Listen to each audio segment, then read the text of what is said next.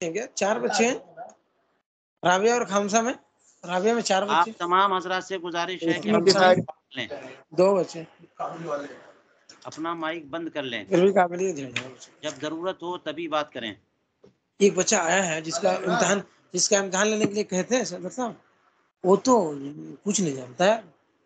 وہ تو کتابوں کے میں پوچھے کون سا آپ مائک بند کر لیں اپنی. اس کی کوئی شرح ہے، ہاں شرح ہے یا متن ہے، وہ اتنا نہیں بتا پا رہا ہے. وہ اتنے نہیں بتا کچھ مطلب یہ کہ میں نے 10 سوال کیے. نوشاد صاحب سے گزارش ہے کہ اپنا مائک بند کر لیں.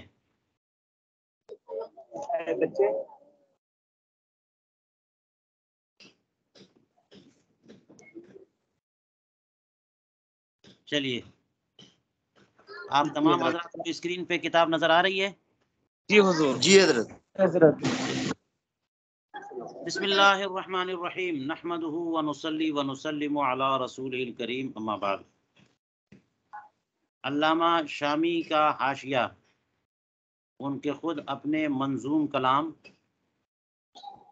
عقود و رسم المفتی پر. حاشیہ نظم بلکہ شرح کہہ لیجیے. اس میں تفصیلات جاری ہیں اس بات کی کہ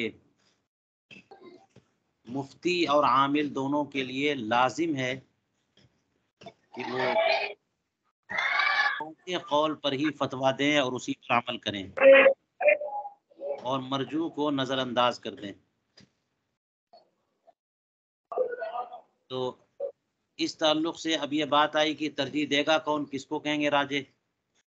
تو ضمناً انہوں نے فقہائے کرام کے طبقات کا بھی ذکر کیا کہ پتہ چلے کہ ترجیح دینے کا کس کو ہے. اور اس کے بعد کن کتابوں سے اندازہ ہوگا کہ کون سا یا اس میں مندرج اقوال راجح اقوال ہیں.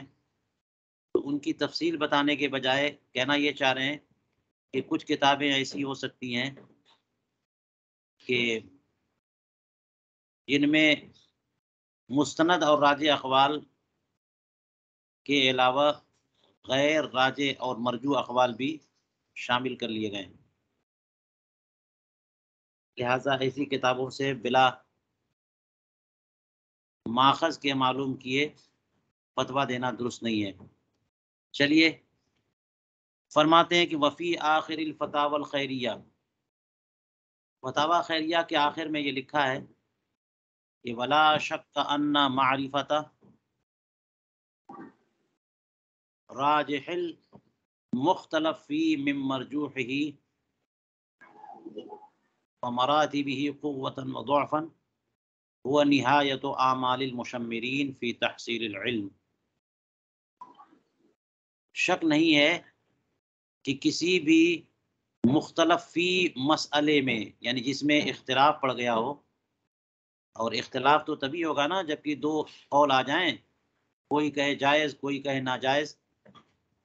سو کسی بھی مختلف فی مسئلے میں راجح قول کی معرفت مرجوع کی نسبت سے، کہ مرجوع کے مقابلے میں یہ راجح ہے، اور اس کے مراتب کی معرفت کی قوت و ضعف میں کس کا مرتبہ بلند ہے کس کا کمتر ہے، اس کو جان لینا اور سمجھ لینا یہ بہت عظیم ہے.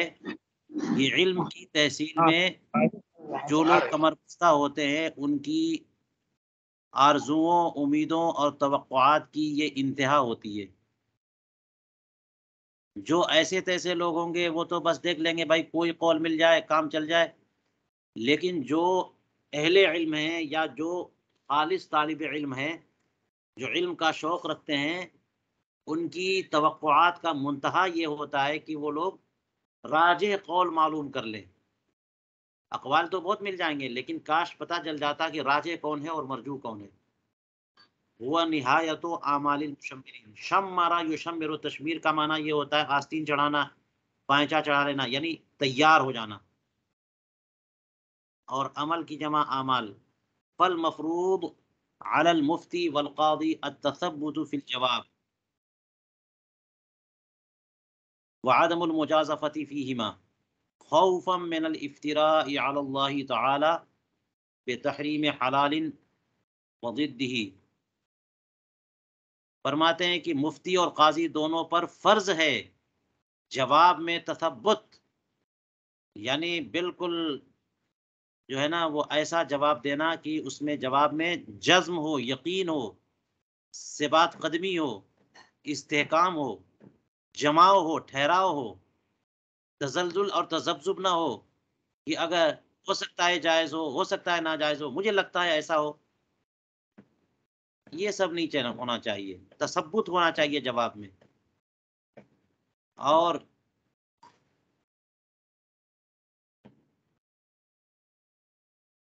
قضا اور افتاء دونوں میں مجازفہ نہیں ہونا چاہیے.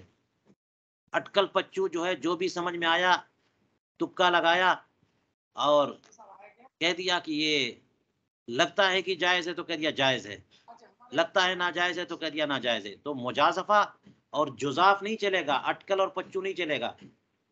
جواب میں تثبت اور ثبات قدمی اور استحکام اور جزم ہونا چاہیے، چاہے مسئلہ افتاء کا ہو چاہے مسئلہ قضا کا ہو. کیوں تثبت فرض ہے اور مجازفہ حرام ہے؟ خوفا من الافتراء علی اللہ تعالی، اس اندیشے سے کہ کہیں اللہ تبارک و تعالیٰ پر افتراء نہ ہو جائے اس کے حلال کردہ چیز کو حرام کر کے یا اس کے ضد کے ذریعے، یعنی حرام کردہ چیز کو حلال کر کے.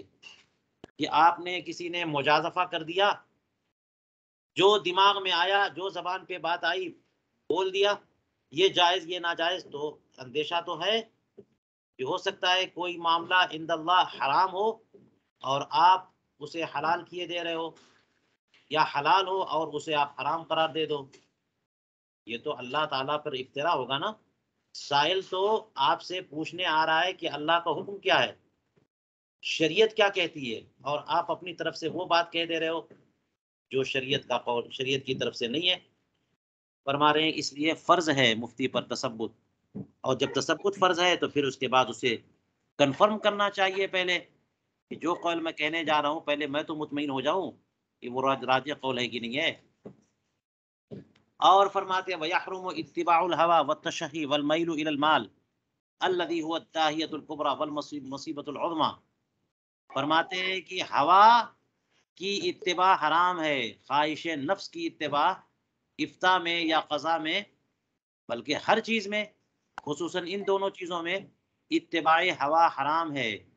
تشہی حرام ہے کہ جو من میں آیا کہہ دیا اپنی خواہش سے. اور مال کی طرف جھکاؤ اور میلان یہ بھی حرام ہے کہ مال جو ہے داہیت الکبریٰ ہے، سب سے بڑا دھوکہ دینے والا، مکر کرنے والا، اور بہت بڑی مصیبت ہے. فرماتے فإن ذلك امر عظیم لا يتجاسر علیہ الا کل جاہل شقی. یہ اتنی بڑی بات ہے، یعنی اتباع ہوا کہہ لیجئے، تشخی کہہ لیجئے کہ اپنے من میں جو آیا، جو دل کیا وہ کہہ دیا، یا مال کی طرف میلان کی پیسہ لے کے فتویٰ بدل دیا، یا بڑی پارٹی آ گئی اس نے فتویٰ پوچھا، دوسری اس سے بڑی پارٹی آ گئی اس کے مطابق مسئلہ بتا دیا. تو یہ مال کی طرف میلان یا اتباع ہوا یہ سب ایسی بڑی مصیبتیں ہیں، اتنا بڑا معاملہ ہے کہ اس کی جسارت اور جرأت نہیں کرے گا مگر وہی بندہ جو جاہل ہو اور بدبخت ہو. ظاہر ہے تثبت نہیں ہے، جزاف کا معاملہ کر رہا ہے، اٹکل سے ہانک رہا ہے، تو یہ تو جاہل ہوا، اسے پتہ ہی نہیں ہے. اور حکم شرع میں جو زبان کھول رہا ہے، اور شقی جو بدبخت ہے کہ پتہ تو ہے اس کو لیکن وہ اپنی شقاوت سے ایسا ارتکاب کر رہا ہے کہ آخرت میں جہنم رسید ہو. چلیے اب کہتے ہیں قلت، میں کہتا ہوں، یعنی علامہ شامی، یہ تو انہوں نے فتاوی خیریہ کی عبارت نقل کی نا. اب کہتے ہیں فحیث علمت وجوب اتباع الراجح من الاقوال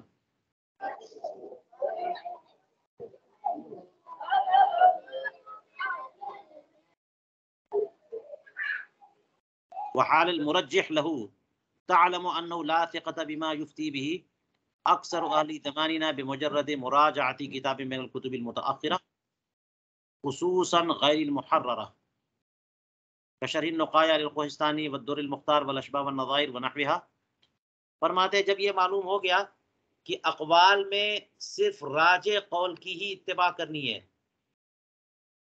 اور یہ بھی معلوم ہو گیا کہ مرجح کا حال کیا ہے، یعنی اقوال میں راجح قول کو ترجیح دینے والا کون ہوگا، یہ بھی آپ کو پتا چلا. ہر ایرے غیرے بندہ جو ہے نا اقوال میں مرجح نہیں بن سکتا، کوئی بھی عالم کوئی بھی فقیہ نہیں ہو سکتا. اصحاب ترجیح جس قول کو راجح قرار دیں گے اس قول کو راجح مانا جائے گا. تو جب آپ کو یہ بات معلوم ہو گئی کہ راجح کی اتباع لازم ہے، اور یہ بھی بات معلوم ہو گئی کہ مرجح ہوگا کون، تو اب آپ کو یہ بات معلوم ہو جانی چاہیے کہ بہت سارے ارباب فتویٰ اور بہت سارے لوگ جو ہمارے زمانے کے ہیں وہ صرف متاخرین کی کتابوں میں سے کسی کتاب کی طرف مراجعت کر کے فتویٰ دے دیتے ہیں، ان کے فتوے کا کوئی اعتبار نہیں ہے، کوئی اعتبار اور بھروسہ نہیں کیا جا سکتا. ہمارے زمانے میں یہ علامہ شامی اپنے زمانے کے بارے میں بول رہے ہیں جس کو 200 سال یا اس سے زیادہ کا عرصہ گزرا. اب بتائیے 200 سالوں میں کیا زمانہ کس قدر تنزل آ چکا. فرماتے کہ ہمارے زمانے میں جو بہت سارے لوگ کسی بھی کتاب کی طرف مراجعت کر کے فتویٰ دے دیتے ہیں، ان کے فتوے کا کوئی اعتبار نہیں. خصوصاً اب انہوں نے متاخرین کی کتابوں کا تذکرہ کیا، اور خصوصاً اشارہ کر رہے ہیں کچھ ایسی کتابیں جو محرر نہیں ہیں، جو محقق نہیں ہیں، جن میں درج مسائل اور جزئیات اور فروع کا تقابل نہیں کیا گیا، چیک نہیں کیا گیا، تجزیہ نہیں کیا گیا کہ وہ سب کے سب مستند ہیں کہ نہیں ہیں، محقق اور منقح ہیں کہ نہیں، محرر نہیں ہیں وہ کتابیں.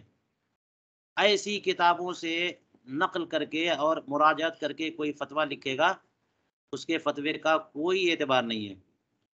غیر محرر کتابوں کے بارے میں کہتے ہیں جیسے شرح نقایا علامہ کوہستانی کی، در مختار اور اشباح والنظائر اور اس جیسی کتابیں. اب دیکھیے کون کون کتابیں، در مختار جو ہم پڑھ رہے ہیں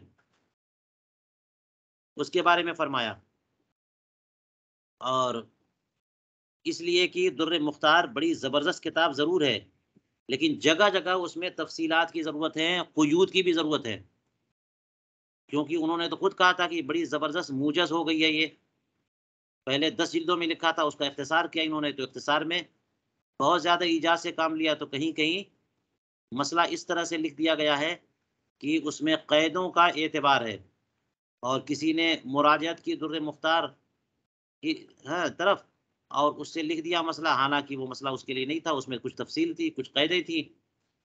تو اس لیے ہم نے اپنے حاشیے، یعنی علامہ شامی کہہ رہے ہیں کی طرف سے میں کہہ رہا ہوں کہ انہوں نے اپنے حاشیے رد المعتار میں اس کی تحریر اور تنقیح اور تحقیق کر دی ہے، تو ہمارے حاشیے کے دیکھے بغیر در مختار کی کسی عبارت سے فتویٰ دے دینا، یہ اس پر اعتبار نہیں ہوگا. یوں ہی علامہ زین الدین ابن نجیم مصری کی بڑی زبردست کتاب ہے الاشباح والنظائر، مگر اس میں بھی جگہ جگہ قیود کی اور تفصیلات کی ضرورت ہے. جو لوگ جو ہے علامہ حموی کی شرح یا علامہ حموی کا حاشیہ دیکھتے ہیں، انہیں پتہ ہے کہ محض الاشباح والنظائر سے فتویٰ دے دینا یہ مناسب نہیں ہے، غیر محرر ہے وہ. اسی طرح اور بھی فَإِنَّهَا لِشِدَّةِ الْاخْتِصَارِ وَالْإِيجَازِ قَادَتْ تلحق بالالغاز، کیونکہ یہ جو کتابیں ہیں ان میں بہت ہی زیادہ اختصار و ایجاز سے کام لیا گیا ہے. اس قدر اختصار و ایجاز ہے کہ شدت اختصار اور شدت ایجاز کی وجہ سے قریب ہے کہ یہ کتاب الغاز سے ملحق ہو جائے، جیسے پہیلیاں بن گئی ہیں یہ کتابیں. اور پہیلیوں میں تو بوجھتے رہو، آپ دماغ دوڑانا پڑے گا، اور پھر کہو نہیں یہ مطلب ہو سکتا ہے، وہ مطلب ہو سکتا ہے، ضروری تھوڑی کہ آپ جو مطلب سمجھ رہے ہیں وہی صحیح ہو. تو ایسی کتابیں جو الغاز کا درجہ رکھتی ہوں، پہلی بن جائے، اس سے کیسے فتویٰ دے سکتے ہیں؟ مع ما اشتملت علیہ من السقط فی النقل فی مواضع کثیرۃ وترجیح ما هو خلاف الراجح بل ترجیح ما هو مذهب الغیر مما لم يقل به احد من اہل المذہب. یہ ایسا نہیں کہ صرف شدت اختصار ہے جیسے کہ پہلی کے طور پر ہو گئی، بلکہ کچھ اور بھی مسائل ہیں ان کتابوں میں. وہ کیا کہ جگہ جگہ نقل میں سقط بھی ہے. فرماتے ہیں ساتھ ان مقامات کے جن پر یہ کتابیں مشتمل ہیں من بیانیہ، یعنی نقل میں سقط ہے. کثیر مقامات پر عبارتیں جو نقل کی گئی ہیں ان میں کوئی نہ کوئی حصہ چھوٹ گیا ہے، پوری عبارت نقل کرنے سے رہ گئی ہے. اس کو کہا انہوں نے سقط ہے. نقل میں پوری عبارت نقل نہیں کی گئی ہے، تو جب پوری عبارت نقل کریں گے تب نہ پتہ چلے گا اصل مسئلہ کیا ہے. اسی طرح سے ایک اور مسئلہ ہے ان میں کہ کبھی کبھی خلاف راجح کو ترجیح دے دی گئی ہے. کہیں کہیں ایسے مسئلے کو راجح قرار دیا گیا جو راجح نہیں ہے، خلاف راجح مرجوح ہے. بلکہ کہیں کہیں پر ایسا بھی ہوا ہے کہ جو سرے سے مذہب حنفی ہے ہی نہیں، مذہب غیر ہے. مذہب غیر سے مراد شافعی، حنبلی، مالکی، کوئی اور مذہب ہے، اس کو جو ہے نا فقہ حنفی کے مسئلے پر ترجیح دے دی گئی. ایسا مسئلہ کہ جس کو آگے کہہ رہے مما لم یقل به احد من اہل المذہب، کہ اہل مذہب سے مراد مذہب حنفی. مذہب حنفی کے ائمہ کرام میں سے کوئی بھی اس کا قائل نہیں ہے، تو سرے سے وہ مذہب حنفی سے ہی وہ مسئلہ خارج ہے، باہر ہے، اس کو شامل کر لیا گیا اور اس کو راجح قرار دے دیا گیا. لیجئے جناب، اب کوئی محض در مختار کو دیکھ کر کے رد المختار یا تحتاوی جو حاشیہ ہے یا حلبی ہے، اس کو دیکھے بغیر اگر فتویٰ دے گا تو غلط فتویٰ دے گا، وہ اس کے فتوے پر اعتبار نہیں ہوگا. کہتے ہیں وَرَأَيْتُ فِي أَوَائِلِ شَرْحِ الْأَشْبَاهِ للعلامہ محمد ہیبت اللہ، علامہ محمد ہیبت اللہ بعلی کا ایک حاشیہ ہے الاشباہ والنظائر کا. الاشباہ والنظائر کی شرحیں اور حواشی بہت لوگوں نے لکھی، تو علامہ ہیبت اللہ کی شرح اشباہ کے اوائل میں دیکھا، یعنی علامہ شامی فرما رہے ہیں کہ وہ فرماتے ہیں وَمِنَ الْكُتُبِ الْغَرِيبَةِ ملا مسکین شرح الکنز والقہستانی لعدم الاطلاع على حال مؤلفیہما او لنقل الاقوال الضعیفہ كصاحب القنیہ او لاختصار كالدر المختار للحسکفی والنہر والعینی شرح الکنز. یہ دیکھیے علامہ ہیبت اللہ بعلی کا جو شرح ہے اشباہ کی، اس میں یہ لکھا ہے کہ کتب غریبہ. اب غریبہ کہنے سے مطلب یہ ہے کہ یہ متداول کتب نہیں ہے، کہ ان کی طرف جو ہے نا رجوع کیا جائے اور انہی پر اعتماد کرتے ہوئے فتویٰ دے دیا جائے، یہ ان کتابوں میں نہیں ہے، کتب غریبہ میں ہے. کنز کی شرح ملا مسکین کی، کنیا کی جو شرح ہے نہیں، نقایا کی جو شرح ہے کوہستانی، نقایا جن کو کہتے ہیں، وقایا کی جو شرح نقایا امام کوہستانی کی، کبھی کبھی کوہستانی بھی کہہ دیتے ہیں. تو یہ دونوں کتابیں کیوں یہ کتب غریبہ میں ہیں؟ اس لیے کہ ان کے مؤلفین کے حالت پر اطلاع نہیں ہے کہ یہ ملا مسکین کس درجے کے فقیہ ہیں اور علامہ کوہستانی کس درجے کے فقیہ ہیں. کیونکہ کوہستانی کے بارے میں مشہور یہ ہے کہ وہ ضعیف اقوال ضرور بہت لاتے ہیں. کبھی کبھی کوئی عبارت ہوتی ہے اور ماخذ کا پتہ ہی نہیں ہوتا ہے، تلاش کرتے رہ جاؤ ماخذ ہی نہیں ملے گا، اس لیے محض کوہستانی پر اعتماد کرتے ہوئے فتویٰ دے دینا یہ بھی مناسب نہیں ہے. ایک تو وجہ یہ ہے کہ ان کے مصنف کی حالت معلوم نہیں ہے، دوسری وجہ یہ ہے کہ یہ لوگ اقوال ضعیفہ بھی نقل کر لاتے ہیں، تو آپ کیسے ان کی نقل پر اعتماد کریں گے؟ تو جو لوگ اقوال ضعیفہ نقل کر لاتے ہیں ان میں دیکھ لیجئے مثال جیسے صاحب قنیہ ہے، قنیہ بھی کہتے ہیں قنیہ، تو یہ جو ہے نا وہی کوہستانی، اس کے مصنف جو ہے وہ ہاں علامہ زاہدی ہیں، علامہ زاہدی اس کے مصنف ہے. قنیہ کے بارے میں انشاءاللہ ہم تفصیل سے بات کریں گے. تو اقوال ضعیفہ اس میں ہے، اس لیے قنیہ کا بھی اعتبار نہیں ہے. یوں ہی اختصار بھی ایک وجہ ہے، اختصار شدیدہ، اختصار شدید، جس کا ذکر ابھی اوپر گزرا، جیسے علامہ حسکفی کی در مختار بہت مختصر ہے، یوں ہی نہر،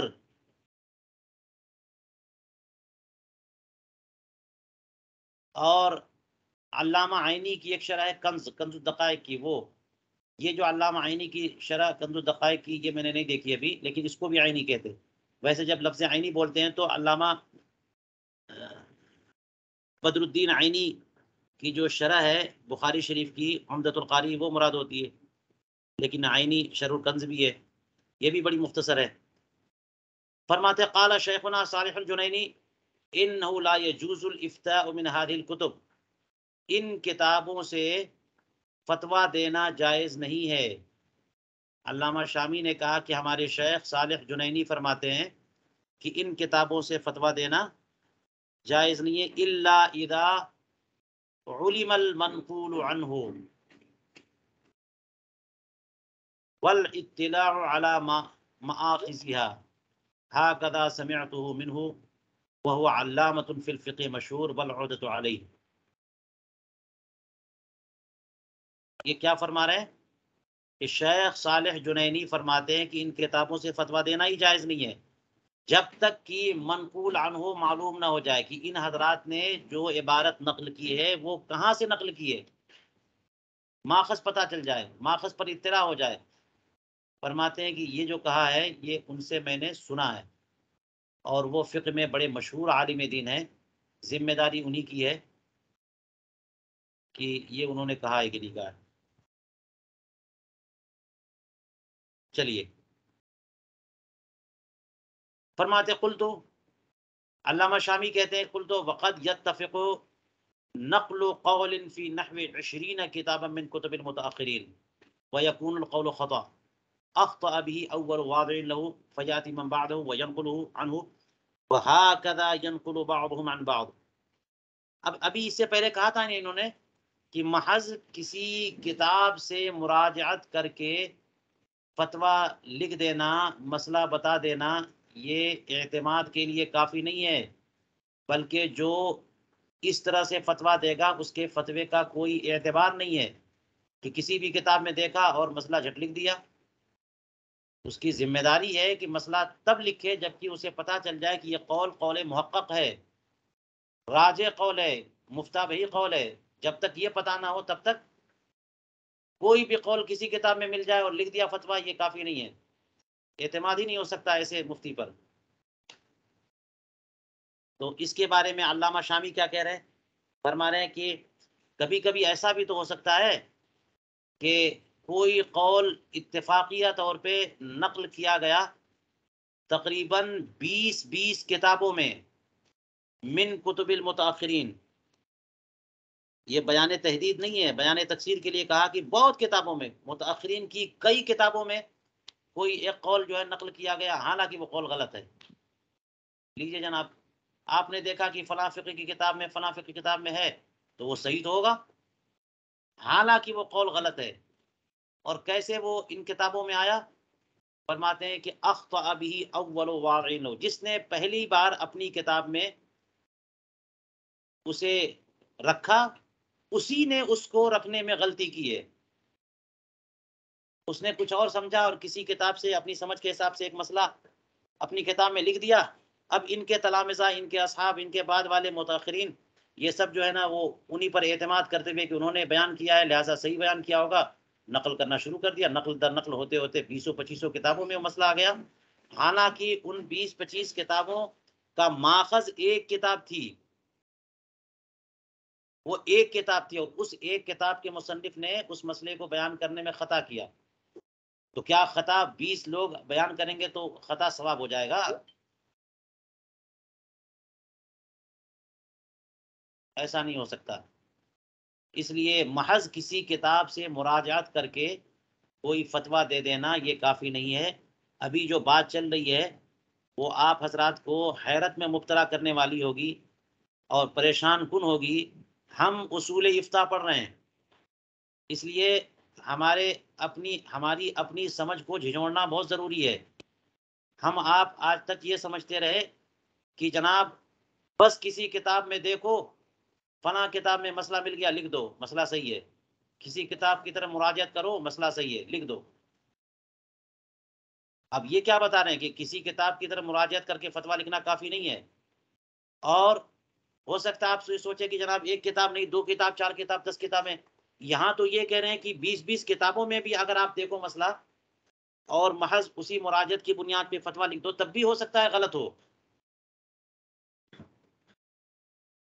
پھر جناب آپ سوچیے گا کہ کریں کیا جناب، 10 20 کتابوں میں ہم نے پڑھ لیا، سب میں وہ مسئلہ لکھا ہے، اور پھر کریں کیا؟ تو اسی کو کہنا چاہتے ہیں کہ اصل میں ماہر استاذ کی بارگاہ میں رہ کر کے مہارت اور تجربہ حاصل کرنا، اور راجح اقوال اور افتاء کے اصول سمجھنا، اور قول محرر اور قول محقق اور قول منقع کو جاننا، یہ اصل ہے راز۔ یہ جب تک جو ہے گر کسی کو معلوم نہ ہو جائے تب تک وہ مسند افتاء پر نہیں بیٹھ سکتا۔ محض 10 20 50 کتابیں رکھ لینے سے اور اس کا مطالعہ کر لینے سے اور اس میں کوئی قول مل جائے اور اسے نقل کر دینے سے تھوڑی فتویٰ ہو جائے گا، جب تک کہ وہ صلاحیت پیدا نہ ہو جائے کہ آپ معلوم کریں کہ قول محقق کیا ہے، اور یہ ہوگا ماہرین کی بارگاہ میں زانو ادب طے کرنے سے۔ اس کی مثال دیکھیے، علامہ شامی اس کی مثال دے رہے ہیں کہ بڑے بڑے لوگوں نے اپنی کتابوں میں ایک مسئلہ لکھا اور وہ مسئلہ غلط تھا، متاخرین نے اپنے کسی متقدم شیخ کے نقل پر اعتماد کرتے ہوئے لکھنا شروع کر دیا، اور غلطی اوپر والے کی تھی اور پھر سارے کے سارے لوگوں نے لکھ دیا، سب غلط مسئلہ ہوا۔ اس کی مثالیں لیجئے، ایک مثال پر ہم آج اکتفا کریں گے۔ دیکھیے فرماتے ہیں کہ کما وقع ذلك فی بعض المسائل ما يصح تعلیقه وما لا يصح كما نبه على ذلك العلامة ابن نجیم فی البحر الرائق۔ ایک چیپٹر ہے البحر الرائق، علامہ ابن نجیم کی کتاب ہے کنز الدقائق کی شرح البحر الرائق۔ اس میں ایک باب ہے کہ وہ بیان کرتے ہیں کہ کون سا مسئلہ ایسا ہے کہ جس میں تعلیق صحیح ہے اور کس میں تعلیق صحیح نہیں ہے۔ یعنی تعلیق کرتے ہیں نا کہ تم ایسا کرو تو ایسا، عام طور پہ طلاق کے بارے میں کرتے ہیں، ہبہ کے بارے میں کرتے ہیں، یا کسی بھی اجارہ بیع شراء کسی بھی، تو کون سے امور ہیں کہ جن میں تعلیق درست ہے اور کون سے امور ہیں جن میں تعلیق درست نہیں ہے۔ اس کے مسائل کی تفصیل کرتے ہوئے علامہ ابن نجیم نے اس پر تنبیہ فرمائی ہے کہ کبھی کبھی ایسا ہو سکتا ہے کہ ایک مسئلہ جو ہے وہ 25 20 کتابوں میں منقول ہو اور ہو وہ غلط۔ دیکھیے اس کی مثال، فرماتے وَمِن ذَلِكَ مسألة الاستئجار على تلاوة القرآن المجرد فقد وقع لصاحب السراج الوحاج والجوهرة شرح القدوري أنه قال إن المفتى به صحة الاستئجار وقد انقلب عليه الأمر فإن المفتى به صحة الاستئجار على تعليم القرآن لا على تلاوته۔ یہ کیا مسئلہ ہے؟ یہ مسئلہ ہے قرآن کریم کی تلاوت پر اجارہ۔ قرآن خوانی ہوتی ہے نا، تو لوگوں نے کسی نے بلایا آپ کو کہ آئیے تلاوت قرآن کر دیجئے ایصال ثواب کے لیے، اور آپ نے اس پر اجارہ کر لیا یا اس نے اجارہ کیا، آپ نے قبول کیا 100 روپے 1000 روپے لیں گے ایک پارے کے، یا پورے ختم قرآن کے 5000 روپے لیں گے، اور 5 تلامذہ یا 20 طلبہ حفاظ سے ہم پڑھا دیں گے یا خود پڑھ دیں گے، سورہ بقرہ پڑھیں گے اور اتنے پیسے لیں گے، چاہے وہ طے ہو چاہے وہ معہود ہو چاہے معروف ہو، سب اسی ضمن میں آتا ہے۔ آپ نے طے نہیں کیا لیکن علاقے کا عرف ہے تو المعہود کل مشروط سب ہو گیا۔ تو اجارہ علی تلاوت القرآن، اجارہ علی تلاوت القرآن المجردہ کہا انہوں نے، یعنی محض تلاوت قرآن، جس سے وہ تلاوت قرآن خارج ہے جو امامت یا نماز میں ہوتی ہے۔ تلاوت قرآن تو نماز میں بھی ہوتی ہے نا، تو امامت پر اجارہ درست ہے، لیکن یہ اور وہ اسی طرح سے تلاوت قرآن جو بچوں کو سکھانے کے لیے پڑھتے ہیں، ایک معلم جو ہے بچوں کو قرآن سکھاتے ہیں اس پر اجارہ ہوتا ہے، وہ بھی درست ہے، تعلیم قرآن پر اجارہ درست ہے۔ لیکن تلاوت قرآن، مجرد تلاوت قرآن پر اجارہ یہ جائز نہیں ہے۔ جی مسئلہ محقق اور منقع جو ہے وہ یہی ہے کہ محض تلاوت قرآن جو ایصال ثواب کے لیے کیا جاتا ہے اس پر اجارہ درست نہیں ہے، باطل ہے۔ دیکھیے اس سلسلے میں کیا کہہ رہے ہیں کہ اس میں لوگوں سے غلطی ہوئی۔ فرمایا کہ فقط وقع لصاحب سراج الوہاج، سراج وہاج کے مصنف اور جوہرہ کے مصنف جو کہ شرح قدوری ہے، انہوں نے کہا، قدوری شریف جو متون کی بڑی مایہ ناز کتاب مانی جاتی ہے، علامہ حدادی نے اس کی ایک شرح لکھی جس کا نام ہے السراج الوہاج، بڑی مفصل کتاب ہے، بڑی مفصل شرح ہے۔ اور پھر انہوں نے بھی وہی معاملہ کیا کہ بڑی مفصل شرح لکھی لیکن بہت مفصل ہو گئی تو اس کا ایک اختصار تیار کیا، اور اسی اختصار کا نام ہے، مختصر شرح کا نام ہے الجوہرۃ النیرہ، جوہرہ نیرہ کے نام سے مشہور ہے، سراج الوہاج کا اختصار ہے وہ بھی علامہ حدادی انہی کی کتاب ہے۔ تو علامہ حدادی کی جو کتاب ہے سراج الوہاج، اسی طرح سے جوہرہ جو شرح قدوری ہے، اس میں انہوں نے فرمایا کہ مفتہ بہی مسئلہ صحت الاستئجار ہے، یعنی اجارہ علی تلاوت القرآن المحضہ المجردہ، محض تلاوت قرآن پر اجارہ درست ہے، یہ فرما رہے۔ مفتہ بہی قول کیا ہے کہ یہ اجارہ درست ہے، کسی کو استئجار درست ہے یعنی اجارے پہ رکھنا درست ہے۔ فرماتے ہیں کہ وقد انقلب علیہ الامر، علامہ حدادی پر معاملہ منقلب ہو گیا، پلٹ گیا، اصل میں یہ استئجار درست نہیں ہے، اور انہوں نے کہہ دیا کہ یہ استئجار درست ہے۔ تو ان پر جو چیز جو ہے نا، جو التباس ہوا وہ کیا ہوا؟ فرماتے فَإِنَّ الْمُفْتَى بِهِ صِحَّةُ الْإِسْتِئْجَارِ عَلَى تعلیم القرآن لا علی تلاوتہ۔ اصل مفتہ بہی قول اور اصل مسئلہ یہ ہے کہ استئجار درست ہے لیکن قرآن کی تعلیم پر، نہ کہ قرآن کی تلاوت پہ۔ قرآن سکھانا بچوں کو، بڑوں کو، کسی کو بھی، اس پر اگر کوئی اجارہ کرتا ہے تو وہ اجارہ درست ہے، لیکن تلاوت قرآن کریم پر اجارہ درست نہیں ہے۔ بات یہ ہے کہ تلاوت قرآن کریم کا مقصد ثواب ہے، اور جب آپ نے اجرت لے لی، اجارہ ہو گیا، تو پھر ثواب کہاں؟ وہ تو اجارہ جو پیسے ہوتے ہیں وہ مقصود ہے، نہ کہ ثواب مقصود ہے۔ اور تعلیم قرآن کا معاملہ یہ ہے کہ وہ قرآن سیکھنا فرض ہے، واجب ہے، لہٰذا جو ہے اس کے اوپر اور کوئی اس کے لیے فارغ ملے گا نہیں، کیونکہ سب کو اپنا اپنا بزنس کرنا ہے، تو اس لیے معلم کو ہائر کرنا، اجارے پہ رکھنا، یہ ضرورت ہو گئی ان والدین کی جو اپنے بچوں کو پڑھاتے ہیں۔ کہ ہر والدہ کی ذمہ داری ہے کہ اپنے بچوں کو اتنا قرآن ضرور سکھائیں کہ جس سے ان کی نماز درست ہو جائے، تو یہ ان کے اوپر فرض ہے۔ کوئی فارغ ملے گا نہیں تو پھر اجارہ کر سکتے ہیں وہ، کیونکہ مقصود وہاں پر ثواب حاصل کرنا نہیں ہے قرآن سکھانے سے، مقصود ہے کہ قرآن سکھا دیں تاکہ نماز درست ہو جائے، اس پہ ثواب بھی ملے گا۔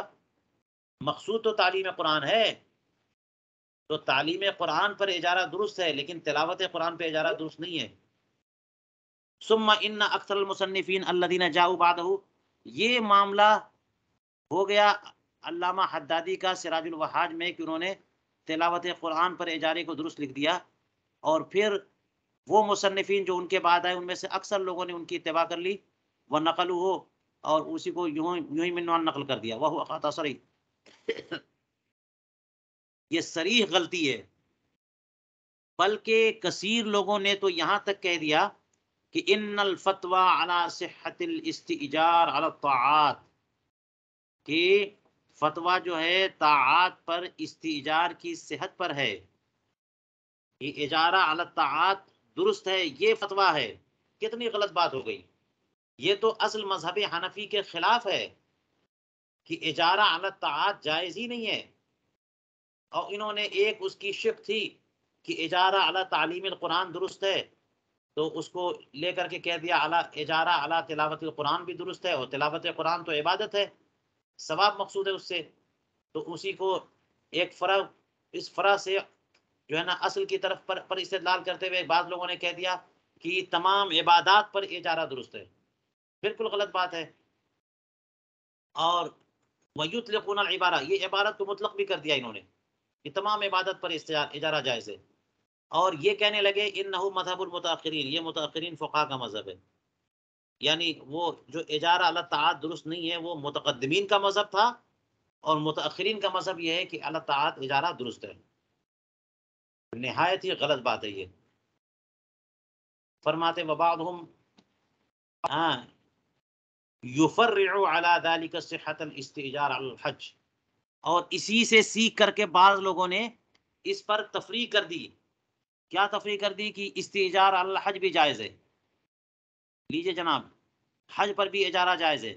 وہذا کل خطأ اصرح من الخطأ الاول، یہ سب کے سب غلطی ہے، اور یہ پہلی غلطی سے بڑھ کر غلطیاں ہیں یہ، یعنی پہلی غلطی تو علامہ حدادی سے ہوئی کہ انہوں نے تلاوت پر جو ہے اجارے کو درست قرار دیا، اور پھر اس سے اخذ کرتے کرتے لوگ جو آگے بڑھتے چلے گئے انہوں نے تمام طاعات کو شامل کر لیا، یہاں تک کہ حج پر اجارہ کو بھی شامل کر لیا۔ کسی عبادت پر اجارہ درست نہیں ہے، اور آپ کو پتا ہے کہ حج بدل جو ہوتا ہے وہ اصلاً اجارہ نہیں ہے، وہ حج کے اخراجات کی ذمہ داری ہوتی ہے کہ کوئی بندہ اگر مجبور ہو گیا اور پیسے کے اعتبار سے اس کے اوپر حج فرض ہو گیا، وہ جا نہیں سکتا، تو کسی کو بھیج کر کے حج بدل کروائے، تو جہاں وہ رہتا ہے وہاں سے حرمین تک جانے، حرم مکہ تک جانے کا خرچ، وہاں پہ رہنے کا خرچ، وہاں سے واپس آنے کا خرچ، گھر تک پہنچنے تک کا خرچ، یہ وہی بندہ ادا کرے گا جو حج بدل کروا رہا، جو کرے گا اسے خرچ ملے گا۔ تو یہ جو ملے گا یہ خرچ ہے، انکم نہیں ہے کہ جناب چلو 1 لاکھ روپیہ دے دو ایکسٹرا، جو خرچ ہو اس کے علاوہ 1 لاکھ دے دو، یا کہنے 5 لاکھ دے دو، ہم سمجھ لیں گے، آپ کی طرف سے حج کر لیں گے، یہ اجارہ ہو جائے گا، اجارہ حرام ہے۔ حج پر اجارہ بھی جائز نہیں ہے، حج کے جو اخراجات ہیں وہ اصیل ادا کرے گا، حج بدل کرنے والا وہ خرچ جو ہے نہیں اٹھائے گا، اسے وہ خرچ ملے گا کہ وہ خرچ کرے۔ اسی لیے فقہا فرماتے ہیں کہ حج بدل کرنے والا اس کو جتنے پیسے ملے تھے وہ خرچ کرے، جو غلہ ملا تھا، جو کھانے پینے کا سامان ملا تھا وہ لے کے جائے، خرچ کرے، آئے، اور پہنچنے کے بعد جتنا پیسہ، جتنا اناج، جتنا غلہ، ضرورت کی جتنی چیزیں بچی سب کے سب واپس کرے۔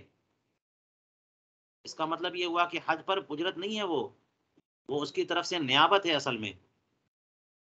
چلیے، فرماتے ہیں فقط اتفقت النقول عن ائمتنا الثلاثہ، کہتے ہیں یہ سب غلطی ہے نا، عبادات پر اجارہ جو ہے وہ حرام، اور اسی طرح سے تلاوت قرآن پر اجارہ وہ بھی باطل ہے۔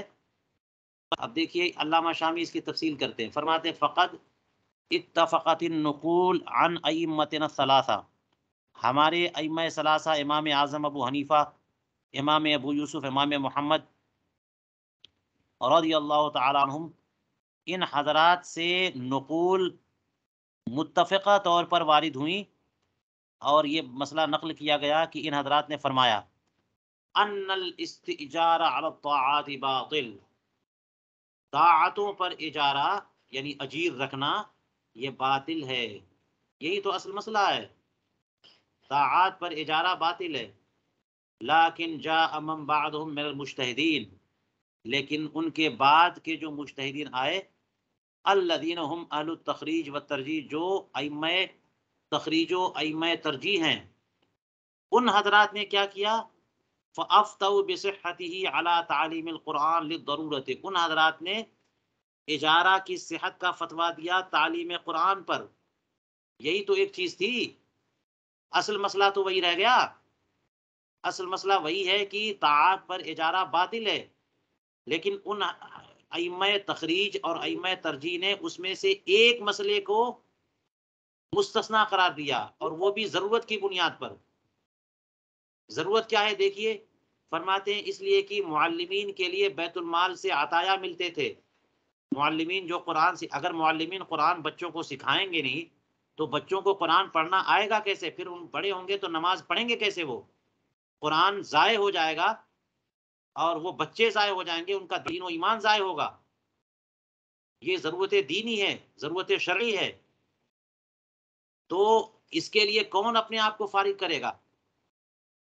پہلے زمانے میں کیا ہوتا تھا؟ خلفاء کے زمانے میں خلافت راشدہ، خلافت بنو امیہ اور خلافت عباسیہ، جو بھی زوال کا زمانہ ہو، سب زمانے میں یہ ہوتا تھا کہ معلمین کو بیت المال سے وظائف ملتے تھے، تو ان وظیفوں پر ان کے گھر کے اخراجات چلتے تھے، اور یہ لوگ بچوں کو، لوگوں کو، سب کو دین سکھاتے تھے، تو ان کو ضرورت ہی نہیں تھی کہ جناب جس کو سکھا رہے اس سے اجرت لیں۔ لیکن یہ عطایا وانقطعت، یہ عطایا تو ختم ہو گئی جب زوال کا زمانہ آیا، اور یہاں تک کہ اب تو خلافت ہی ختم ہو گئی، کہیں پر خلافت نہیں ہے، تو اب عطایا ختم ہو گئے، وظائف ختم ہو گئے، ہر بندے کو جو ہے نا، ہر عالم دین کو اپنے طور پر پیسے کمانے پڑ رہے ہیں۔ اگر وہ پیسے کمانے کے لیے کچھ نہ کرے تو ان کے گھر کا چولہا نہیں جلے گا۔ اگر وہ یوں ہی قرآن پاک پڑھا، ان کو بھی ضرورت ہے کہ وہ کہیں کام کرے۔ اگر سارے لوگوں کو پورا دن اور پوری رات وہ قرآن پاک پڑھائے اور ان کو پیسے پر نہ رکھا جائے تو ان کے گھر کا خرچ کیسے چلے گا؟ وہ چھوڑ دیں گے، وہ بھی بزنس کریں گے، وہ بھی کاروبار کریں گے، پھر قرآن کون پڑھے گا، کون پڑھائے گا؟ وَلَوْ لَمْ يَصِحْ الْإِسْتِئْجَارُ وَأَخْذُ الْأُجْرَةِ لَضَاعَ الْقُرْآنُ، اگر استئجار قرآن کریم کی تعلیم پر درست نہ ہو اور اس کی تعلیم پر اجرت لینا درست نہ ہو تو قرآن ضائع ہو جائے گا۔ لوگ سیکھنا مجبوراً بند کر دیں گے، پھر پڑھنے والا نہیں ہوگا، پھر قرآن کی حفاظت بھی مشکل ہو جائے گی۔ وفیہ ضیاء الدین، اور اس میں دین کا ضیاء ہے۔ لاحتیاج المعلمین الی الاکتساب، کیوں؟ اس لیے کہ معلمین کو بھی تو کمانے کی ضرورت ہے، ان کا خرچہ کیسے چلے گا؟ فرماتے ہیں اس لیے اصحاب تخریج و ترجیح نے یہ فتویٰ دیا کہ ٹھیک ہے طاعات پر اجارہ باطل ہے، لیکن تعلیم قرآن اس سے مستثنا ہے ضرورت کی وجہ سے۔ اب اس میں تھوڑی سی اور توسع اور کشادگی لائی گئی، کہتے ہیں وَأَفْتَىٰ مَن بَعْدَهُمْ أَيْضًا مِنْ أَمْثَالِهِمْ، ان کے بعد یعنی ائمہ ترجیح اور ائمہ تخریج کے بعد جو بعد کے زمانے میں اور فقہائے کرام آئے، لیکن یہ انہی کے درجے کے تھے، من امثالہم، انہی جیسے فقہائے مجتہدین، انہوں نے فتویٰ دیا کہ اجارہ درست ہے اذان پر بھی اور امامت پر بھی۔ دو چیزیں اور آ گئی کہ امام اگر پانچوں ٹائم کی امامت کریں اور مؤذن اذان دے اور ان پہ ان کو تنخواہ نہ ملے تو امامت کے لیے تو پانچوں ٹائم کی پابندی خاص جگہ پر خاص وقت میں، اگر آپشنل ہو کہ جناب جہاں رہیں وہاں امامت کر لیا کریں، اپنے گھر پہ کر لیں ادھر ادھر، تو پھر مسئلہ ہی کیا ہے، پھر اجارے کی کیا ضرورت ہے؟ لیکن خاص مسجد میں خاص جگہ پر خاص وقت میں آ کر کے امامت کرنا، اس کے لیے ضروری ہے کہ وہ 24 گھنٹہ بالکل الرٹ رہیں، اپنے آپ کو دیگر مصروفیات سے فارغ رکھیں۔ تو اگر انہوں نے کام کرنا شروع کیا، دھندا کرنا شروع کیا، دکان کھول لی، تو کبھی لیٹ، کبھی دیر، کبھی کچھ، کبھی آگے، کبھی غائب، یہ سب ہوگا۔ یہی معاملہ مؤذن کے ساتھ ہوگا، تو امامت کا جو ہے نا سلسلہ مستقیم نہیں ہو پائے گا، اسٹیبلش نہیں ہو پائے گا، چل نہیں پائے گا۔ اس لیے مسلمانوں پر لازم ہے کہ وہ امامت کا بھی انتظام کریں اور مؤذن کا بھی انتظام کریں، اور یہ چیز ہو نہیں سکے گی جب تک کہ اجارے پہ نہ رکھیں۔ لِأَنَّهُمَا مِنْ شَعَائِرِ الدِّينِ، اس لیے کہ اذان و امامت جو ہے نا یہ بھی دین کے شعائر میں سے ہے، لہٰذا ان کے بعد کے ائمہ ترجیح و تخریج نے اذان اور امامت کا بھی استثناء کیا، فَصَحَّحُوا الْإِسْتِئْجَارَ عَلَيْهِمَا، ان دونوں پر بھی استئجار درست قرار دیا، لِلضَّرُورَةِ أَيْضًا، یہاں بھی ضرورت ہے۔ فَهَذَا مَا أَفْتَىٰ بِهِ الْمُتَأَخِّرُونَ، یہ ہے وہ مسئلہ کہ متأخرین فقہاء نے فتویٰ دیا جس کے مطابق، یہ نہیں ہے کہ جناب تلاوت قرآن اور جو بھی کام آپ کرتے جائیے اور حج بھی کرتے جائیے، سب چارج کریے ہر ایک کا، کسی کی طرف سے حج کریے چارج کر لیجئے، کسی کی نمازیں پڑھیے، کسی کے روزے رکھیے اور پیسے چارج کرتے چلے جائیے، یہ سب نہیں ہے، کچھ بھی نہیں ہے، صرف 3 کا استثناء ہے۔ کہتے ہیں یہ ہے وہ مسئلہ کہ متأخرین فقہاء نے جو ہے بیان کیا، عن ابی حنیفہ و اصحابہ، جو امام اعظم ابو حنیفہ اور ان کے اصحاب کے بعد والے متأخرین ہیں، لعلمہم بأن ابا حنیفہ و اصحابہ وَأَصْحَابُهُ لَوْ كَانُوا فِي عَصْرِهِمْ لَقَالُوا بِذَلِكَ، کیونکہ انہوں نے کیوں ایسا فتویٰ دیا؟ اس لیے دیا کہ انہیں یہ بات معلوم ہے کہ اگر امام اعظم ابو حنیفہ اور ان کے اصحاب آج ہوتے، اس زمانے میں ہوتے، ان کے دور میں ہوتے، تو ضرور وہ لوگ بھی ایسا ہی قول کرتے کہ تعلیم قرآن، امامت اور اذان، یہ 3 چیزیں مستثنیٰ ہیں، ان میں اجارہ جائز ہے، اور ان کے علاوہ جتنے بھی امور ہیں وہ سب کے سب اپنے اسی اصل مسئلے پہ باقی رہیں گے کہ وہ عبادات ہیں تو ان پر اجارہ باطل ہے۔ اصل میں اس کو ہم کہتے ہیں قول معنوی. ایک ہوتا ہے قول سوری اور ایک ہوتا ہے قول معنوی. ان ائمہ کرام کا قول سوری تو یہ نہیں ہے، انہوں نے تو سب کو اس میں رکھا ہے کہ اجارہ کسی پر بھی درست نہیں ہے، لیکن حالات بدل جانے کی وجہ سے، اب دوسرے حالات پیدا ہونے کی وجہ سے یہ قول بنتا تو ہے. اس سے ان کا تفقع جو ہے نا یہ بتاتا ہے کہ اگر امام ابو حنیفہ اس زمانے میں ہوتے تو وہ 3 چیزوں کو مستثنا قرار دیتے، تو اس کو قول معنوی کہہ دیتے ہیں. قول سوری کے بجائے قول معنوی. حق صورتاً وہ ان کا قول نہیں ہے، لیکن معنن یہ انہی کا قول ہے. تو یہ لوگ کہتے ہیں کہ اگر امام اور ان کے اصحاب ہوتے تو وہ لوگ بھی یہی قول کرتے اور اپنے اول قول سے رجوع کر لیتے. فرماتے وقد اطبقت المتون والشروح والفتاوى على نقلهم بطلان الاستیجار على الطاعة. یہ ہے اصل مسئلہ کہ 3 چیزوں کا استثناء کیا ہو. انہی 3 امور میں اور کسی چیز کو آپ لپیٹ لیں اور محض تلاوت قرآن کو بھی شامل کر لیں، یہ کہاں سے؟ سب باقی سارے معاملات تو اسی میں رہیں گے. اجارہ جو ہے طاعت پر جائز نہیں ہے. فرماتے متون و شروح و فتاوا سب کا اس پر اتفاق ہے، سب نے اس پر اطباق کیا ہوا ہے، سب نے اتفاقی طور پر جو ہے اس مسئلے کو نقل کیا ہے. کون سا مسئلہ؟ بطلان الاستیجار علی الطاعات، کی طاعات پر استیجار باطل ہے سوائے ان 3 امور کے جن کا تذکرہ کیا گیا. وعللوا ذلك بالضرورت، اور ان تینوں میں ان حضرات نے جو وجہ بیان کی ہے اور جو تعلیل کی ہے وہ ضرورت کی تعلیل کی. ضرورت ہے ان میں. وهي خوف ضیاع الدین وصرحوا بذلك التعلیل، اور وہ ضرورت کیا ہے؟ دین کے ضائع ہونے کا خوف، اور اس تعلیل اور اس وجہ کی، اس علت کی انہوں نے صراحت کی ہے. فکیف یصح ان یقال، تو کیسے یہ کہنا درست ہوگا کہ ان مذہب المتاخرین صحت الاستیجار علی التلاوۃ المجردہ. یہ جو بعض لوگوں نے کہہ دیا، یہ کہنا کیسے صحیح ہوگا کہ تلاوت مجردہ پر بھی استیجار درست ہے؟ یہی متاخرین کا مذہب ہے، کسی کا مذہب نہیں ہے یہ. مع عدم ضرورت المذکورہ، حالانکہ وہ ضرورت مذکورہ ہے نہیں. بھائی امام اگر امامت نہ کرے، کوئی امام نہ ملے تو شعار اسلام میں خلل ہوگا، نمازیں کیسی ہوں گی؟ اور کوئی یہ کہے کہ یہ ضرورت جناب قرآن خوانی میں بھی ہے، تو کون سی قرآن خوانی میں ضرورت ہے؟ کسی میت کے لیے سرے سے قرآن خوانی ہی نہ ہو تو دین کیسے ضائع ہو جائے گا؟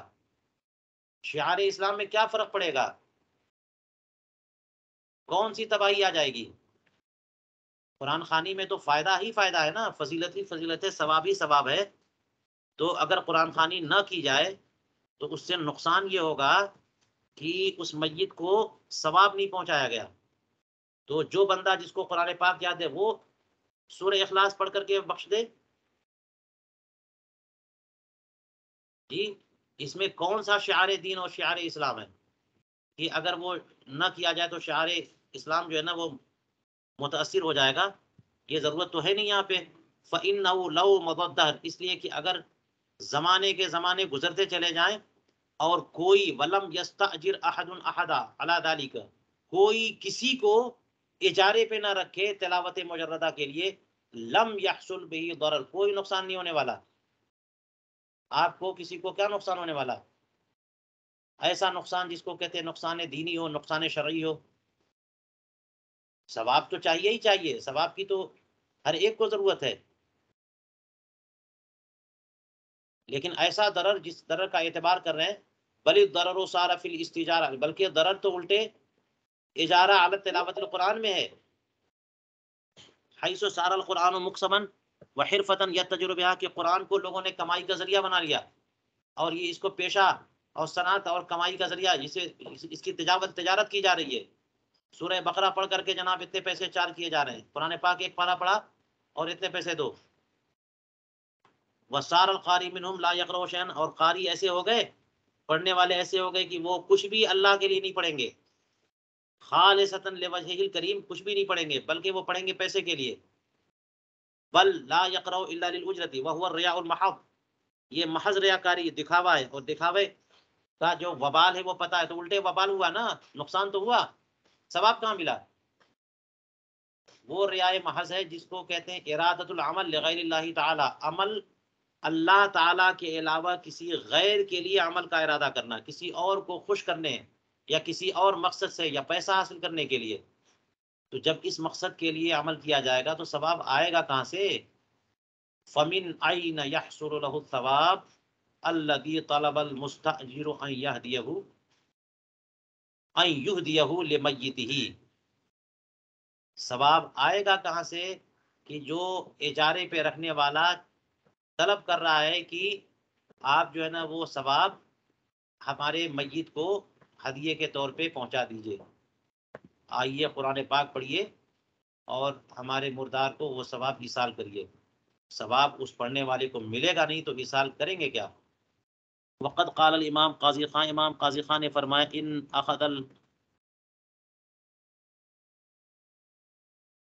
ان اخذ الاجر فی مقابلۃ الذکر یمنع استحقاق الثواب. امام قاضی خان فرماتے ہیں کہ ذکر کے مقابل اجرت لینا یہ استحقاق ثواب کو روک دیتا ہے.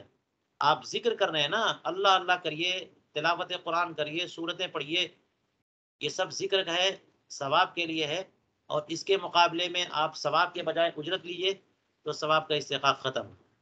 اور ایسے ہی مسئلہ فتح القدیر میں بھی بیان کیا گیا ہے فی اخذ المؤذن الاجر، مؤذن اگر اجرت لیتا ہے تو اس کے معاملے میں. یعنی دیکھ لیجئے تفصیل کیا ہوگی، ہو سکتا ہے یہ ہو وہاں پر، کیونکہ ابھی تو بتایا کہ مؤذن کو اجرت پہ رکھنا درست ہے، لیکن مؤذن اگر اذان ہی دیتا ہو پیسے کے لیے کہ جناب پیسہ ملے گا تو اذان دیں گے، نہیں ملے گا تو نہیں دیں گے، تو اس کو اس اذان کا ثواب نہیں ملنا. اذان تو ہو جائے گی، نماز بھی ہو جائے گی، لیکن اس کو ثواب نہیں ملنا. جو فضیلت مؤذن کی بتائی گئی ہیں وہ تو احتساباً ہے نا، کہ فرمایا کہ جس دن کوئی سایہ نہیں ہوگا اس دن بھی جو ہے نا وہ سائے تلے ہوگا. 7 لوگوں کا جو تذکرہ ہوا، ایک اس میں سے جو 7 سال تک محض اللہ کی رضا جوئی کے لیے اذان دے، تو یہ جو پیسے کے لیے اذان دے گا اس کو کیا ثواب ملنے والا ہے؟ وَلَوْ عَلِمَ أَنَّهُ لَا ثَوَابَ لَهُ لَمْ يَدْفَعْ لَهُ فَلْسًا وَاحِدًا. اگر جو قرآن خوانی کروا رہا ہے اور حافظ صاحب لوگوں کو جو ہے نا ہائر کر رہا ہے، اگر اسے پتہ چل جائے کہ یہ حفاظ ہمارے یہاں آئیں گے اور یہ پیسے پہ قرآن پڑھیں گے اور ان کو ثواب ملے گا نہیں تو ہمارے میت کو ثواب پہنچائیں گے کیا؟ تو پھر وہ پڑھا کر کے ایک پیسہ نہیں دینے والا ان کو. یہ سب بزنس والے لوگ ہیں، یہ معاملہ جو نا کھرے، اس ہر معاملے میں کھرے معاملات کرتے ہیں. اگر ان کو پتہ چل جائے کہ یہ حافظ صاحب پڑھیں گے اور کچھ ثواب نہیں ملنے والا تو آپ کو وہ ایک پیسے بھی نہیں دیں گے. فصارو، تو یہ قرا کیا ہو گئے؟ فصارو یتوسلون الی جمع الحطام الحرام بوسیلۃ الذکر والقرآن.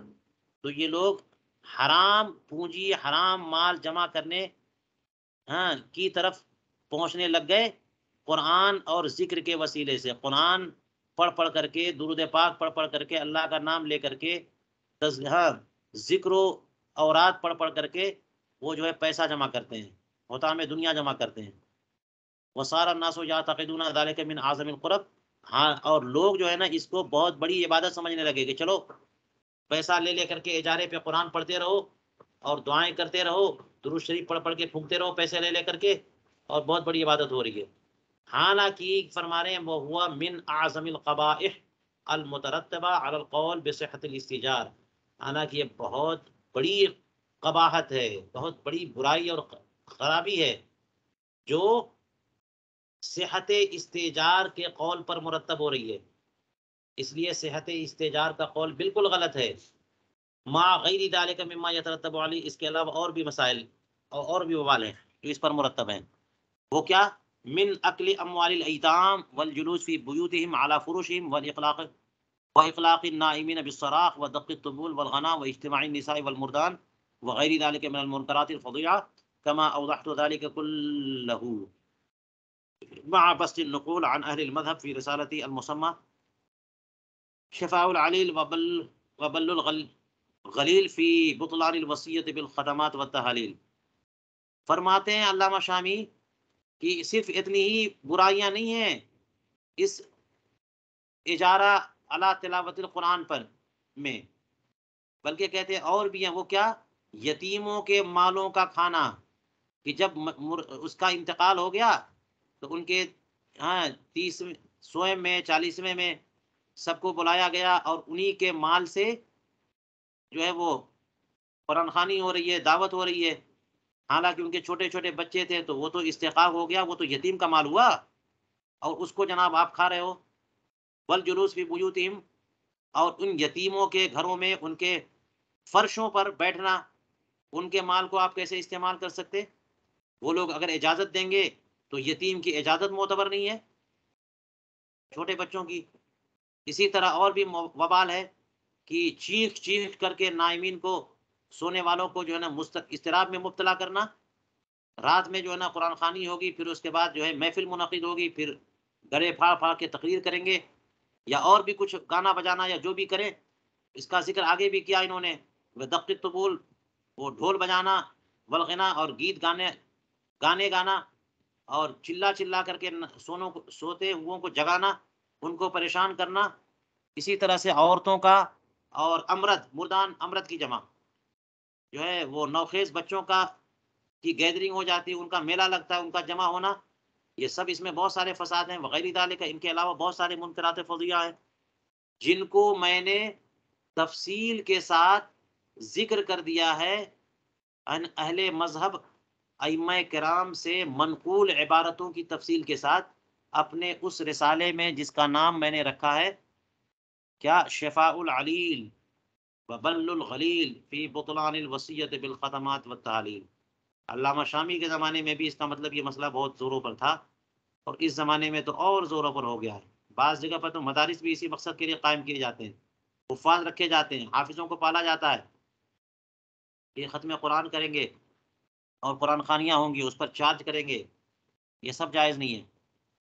فرماتے ہیں میرے اس رسالے پر ہمارے زمانے کے عظیم فقہا کی تقریضیں بھی موجود ہیں، من اجلہم خاتمۃ الفقہاء والعباد الناسکین، جن میں سب سے عظیم جو فقی ہیں وہ کون ہے؟ مفتی مصر قاہرہ سیدی مرحوم السید احمد الطحطاوی، یعنی علامہ طحطاوی کی بھی تقریر اس پر موجود ہے، ہمارے اس رسالے پر۔